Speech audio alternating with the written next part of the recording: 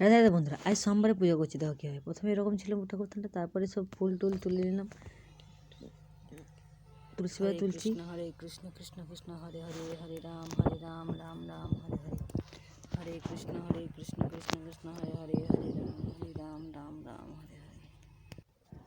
তারপরে নয়নতারা, জবা সব ফুল তোলা হয়ে গেলে বেলপাতা নিয়েছি। এরপর ঠাকুরথান ছেড়ে ধনে দিলাম, গঙ্গা জল, মধু, ঘি, সিঁদুর, আতপ চাল, বাতাসা, ফুল, প্রদীপ, ঠাকুরের থালাবাটি, গ্লাস, শাক আর জল সব রেডি। এবার পূজা করবো ঘরেতে।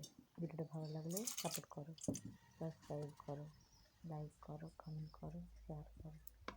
আমাকে মধু দিলাম, এরপর ঘি দিলাম, বিষ্ণুদেব শুয়ে আছে, বিষ্ণুর কাছে, সাথে গঙ্গা জল। তোমরা কে কীভাবে পূজা করো কমেন্টে জানাও। হাতের চাল দেবো, এরপর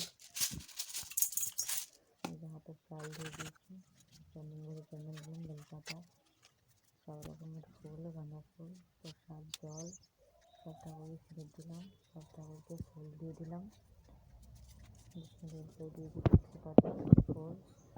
এবারে আরতি করবো, তারপরে ছাগল হলে শেষ পুজোটা।